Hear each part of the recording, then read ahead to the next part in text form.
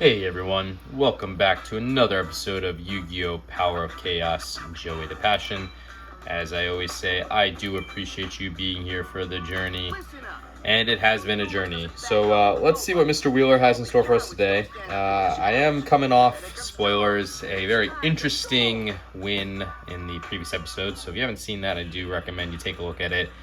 It's a way we have never won before, and I don't know if I really played that best, and I don't know if I just copped out to take that win. So you guys let me know. Maybe there was a chance for me to win the game earlier and do something sooner, and instead of winning how we did. So take a look at that. Let me know. As I always say, I always do appreciate the strategy advice. So anyways, this duel, he is activating the Diligent Duel. That is a spell card that you pay 1,000 life points, or randomly select and discard one card from your opponent's hand. Your opponent then selects and discards another card from his or her hand. Fortunately, we did lose the Harpy's Feather Duster. Destroy all your opponent's spell and trap cards on the field. That's a really good card to lose. I'm probably going to also get rid of Negate Attack. I have really good cards, unfortunately, so it sucks to have to get rid of this. But Negate Attack is that counter trap card that when your opponent attacks with a monster, all attacks are negated and your opponent's battle phase ends. So we'll probably get rid of that as well to satisfy the Diligent Duel.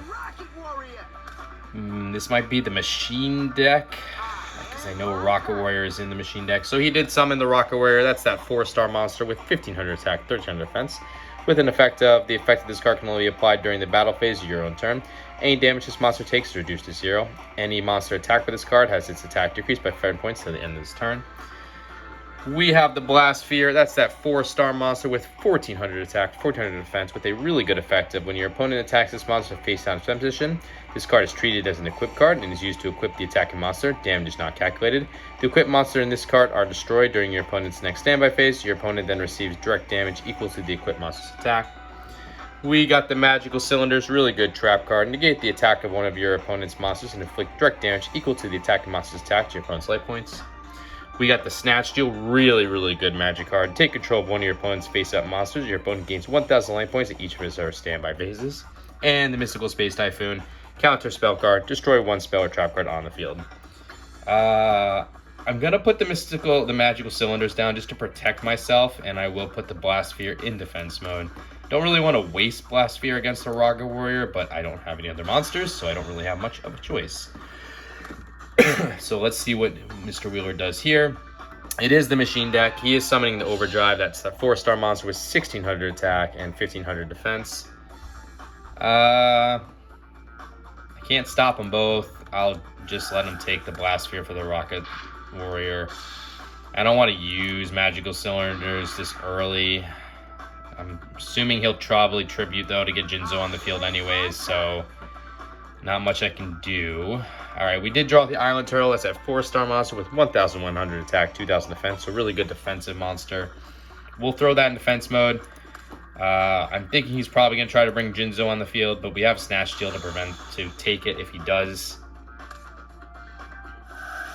So Blast Sphere will go off. He'll lose his Rocket Warrior and 1,500 attack life points, which is good. Nope. Just a greatest 4-star monster with 1,200 attack, 800 defense. So we're not going to use Magical Cylinder still. We're going to hold on to it. We'll have to let him take the 800 points in battle damage. Okay, we got the Ruroku. It's a spell card that during your turn you can reduce the attack of one monster by half and add that amount to the attack of another monster on the field. No need to activate that. We'll just hold. Playing a little bit defensive here, but there's not really much I could do. I don't want to waste Snatch Steel right yet. Alright, Tribute to the Doom. That is going to get rid of my Island Turtle. Another Rocket Warrior on the field. So we're going to take some heavy damage here. I could stop one of these attacks. I'm thinking if it's worth it. Now we'll let them all go through. Obviously, I need to do something this turn. Otherwise, with my 2,100 life points, I will lose if I don't. So he did activate the Tribute to Doom. This is, as I've always said multiple times, one of my favorite cards in the entire Yu-Gi-Oh! Playing history. It did help me win a tournament once. Discard one card from your hand to the graveyard to destroy one monster card on the field regardless of position. And he did discard the Gadget Soldier, which is a tribute monster, a 1 tribute monster, 6-star, really weak, 1,800 attack, 2,000 defense. So we got our own tribute to the Doom. Unfortunately, I will have to use the Snatch Steal now. Don't have a choice. I will take his Overdrive. And I have to destroy the Rocket Warrior, otherwise I will lose 500 attack points from the Rocket Warrior when he uses it. So I will use the Overdrive to attack the Rocket Warrior. That'll bring him down to 4,600 life points. Just hoping now he doesn't have anything to tribute, because I did have to waste my Snatch Steal. He'll gain 1,000 life points as a result of Snatch Steal. Nope, just a monster in defense mode. And he's moving Greatest into defense mode, so that's good. I definitely need a monster here. Okay, we got one. Witch of the Black Forest, 4-star monster with 1,100 attack, 1,200 defense, with the effect of when this card is sent from the field to the graveyard, move one monster with a defense of 1,500 or less from your deck to your hand. Your deck is then shuffled. So we will summon the Witch of the Black Forest. I will use the Witch of the Black Forest to attack and destroy his Greatest. And we'll use his Overdrive to hopefully attack and destroy whatever this face-down monster is. That's a Blast Sphere. Alright, so I unfortunately am going to lose 1,600 life points. I could use the Mystical Space Typhoon to get rid of the Blast Sphere. It's tempting with only 2,100 life points. Let's see what he does here. So he's summoning his own Greatest. Yeah, because I'm gonna lose another 100 life points, should I use the Magical Cylinders or just... No, I'll let that go through. Playing super risky, I think, here. So, Witch of the Black Forest will die, but I will be able to summon a monster to my hand with 1,500 attack or more. Or 1,500 defense or less, I should say. We might as well just go with the Gemini Elf. So, Gemini Elf, 4-star monster, 1,900 attack, 900 defense. As I always say, it's the highest attacking non-triggered monster you can have without a negative effect in this game. Love when I have 8 when my opponent has it. So there goes the 1,600. That brings us down to 400. We got a Prevent Rat, 4-star monster, 500 attack, 2,000 defense. So we'll summon that Gemini Elf now. And we will use the Gemini Elf to attack and destroy his Greatest. I can't play around anymore. I do have to start using cards, even if they're not really worth it. Like, using Magical Cylinders against a 1,200 attack monster last turn. Not something I would consider worth it, but with only 400 life points, I don't really have a choice anymore. So he's down to 5,900. I'll just go along with this card here. Let me give you a little hint. You better be careful, because this card's a trap. Alright, he is playing a card face down. I am obviously concerned that could be Magical Cylinders or something, so I will use the Mystical Space Typhoon to destroy whatever that is. So it was a limiter removal. That's that counter magic card. Doubles the attack of all machine type monsters that are on your side of the field when this card is activated. At the end of this turn, all the monsters affected by this effects are destroyed. We got the Monster Reborn. It's a staple of the Yu-Gi-Oh! Franchise. Select one monster card from either your opponent or your own graveyard and place it on the field under your control in attack or defense position. This is considered a special summon. Let's use it. I need to start building up damage here. I don't want to waste too many more turns with only 400 life points. And we will take his Gadget Soldier back and place it in attack mode. Again, very weak tribute monster, but it's better than nothing. 1,800 attack is still good. And since I haven't played a monster yet, I'll put the Prevent Rat into defense mode.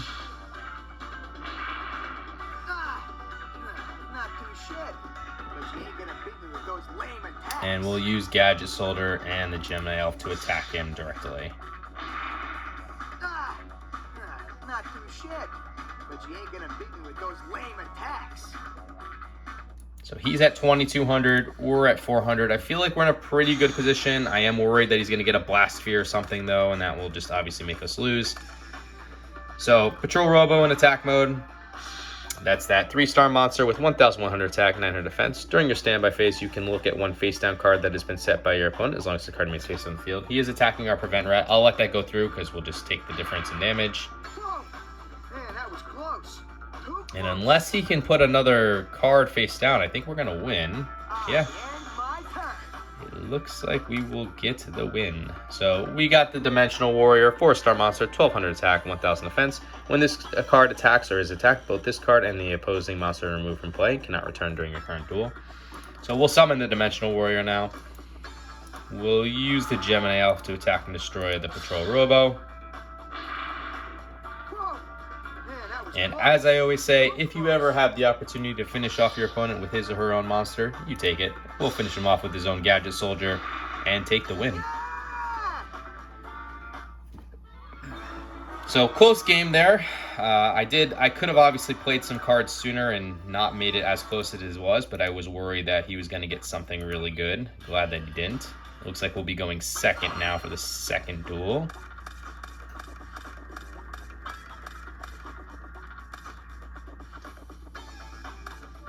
All right, he's playing a greatest in attack mode and putting at least one card face down. Just one, okay. So this is the opposite hand of what we had before. We have more monsters, but looks like we did get a trap card.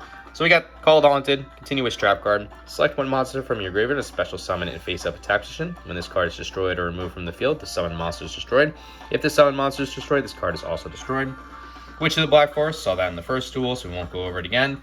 Kiko the Ghost Destroyer, 4-star monster, 1800 attack, 700 defense with a really good effect of each time this card inflicts battle damage to your opponent's life points, you can remove up to 2 cards in your opponent's graveyard from play. In addition, as long as this card remains face up on the field, your opponent cannot remove any cards from either graveyard from play. Another Prevent Rat, another Blast Sphere, and the Goblin Attack Force, 4-star monster, 2300 attack, 0 defense. And as I always say, if there is a non-tributed monster with over 1900, I should say, 1900 attack points, it comes with a negative effect. This is one of them. When this card attacks, it is changed to defense position at the end of the battle phase. This position cannot be changed during your next turn. So we'll put Call the Haunted down. I don't want to waste the Goblin Attack Force, so just yet. We'll summon Kiko the Ghost Destroyer, and we'll use Kiko to hopefully destroy this greatest, depending on what this face down card is. Nope, nothing to worry about currently. So that will bring him down to 7,400 life points.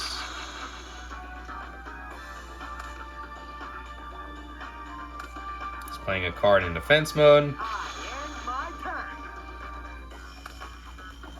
Alright, we got Beta the Magnet Warrior, 4-star monster, 1700 attack, 1600 defense. This is a newer card for us. We'll play Beta in attack mode. And I will use Beta to hopefully destroy whatever this is, because I want to use Kiko to remove from play. Alright, it was Cyberstein, 2-star monster, 700 attack, 500 defense with the effect of, at the cost of 5,000 of your own life points, you can special summon one fusion monster from your fusion deck in face-up attack position. So we'll use Kiko now to attack him directly. That will allow us to remove the Cyberstein as well as the greatest from play. And it brings him down to 5,600 life points as well. So bye-bye to both of these cards.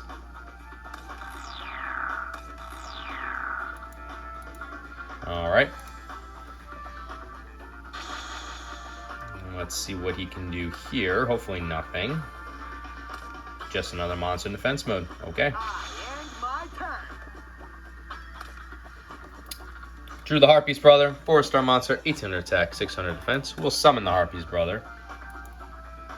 And I will use the Harpy's Brother to hopefully destroy whatever this is. Another Cyberstein. Good. That will allow Kiko to attack him directly and remove that Cyberstein from play. Not too shabby, but you ain't gonna beat me with those lame attacks. So we'll get that other one back. Good. You can't use Monster Reborn or anything and get that back on the field and then, God forbid, tribute it for Jinzo or something. Although we would have resources, meaning the Blast Sphere, to deal with the Jinzo if it did come onto the field. But hey, he's at 2,100 life points. We're still at 8,000, so pretty flawless game from us here. Unless he can do something this turn, it will be the last turn for him. Rocket Warrior is not going to do it. Yeah, I don't understand this move, because yeah, you lower my Beta the Magnet Warrior's attack by one turn to 1,200, but you leave yourself wide open for an attack. Got the Time Seal, that's that trap card. Your opponent skips the draw phase of their next turn. We'll summon Witch of the Black Forest in attack mode here. And we will use the Harpy's Brother to attack the Rocket Warrior. Whoa. Man, that was close. Too close. And that brings him down to 1,800 exactly, and enough for Kiko to finish him off. So flawless victory on the second one there. Not too shabby. Happy this game was a little shorter, especially considering the episode yesterday. And yeah, 2 wins for us. Hopefully we win some new cards here. I'll take 3 new cards, or a really powerful card at the very least that we don't have. Okay. 2 new cards, and I'm not too sad to see one of them.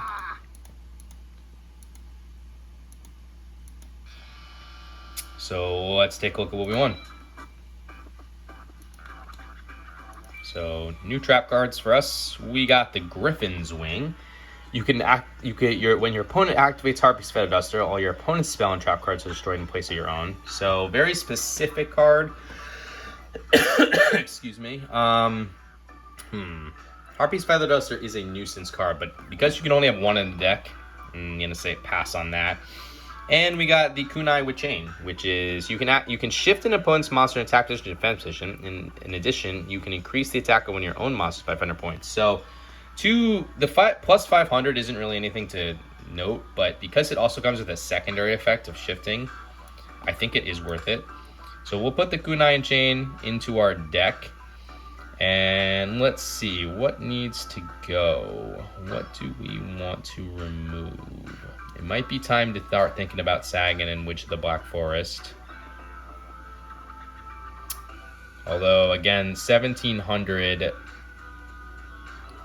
is kind of weak now for us, for a normal monster. But I think we'll take care of Sagan. It just brings resources to our hand, and I think our resources are pretty good in general. So, yeah, we'll do that. And let's take a look at where we are with the card list. We're at 133 out of 350 cards for 38%. Anyway, guys, I hope you enjoyed this episode. If you did, consider liking, commenting, subscribing, all that fun stuff. You don't have to, but I would appreciate if you did. Just lets me know you're enjoying the content. And until the next episode, later.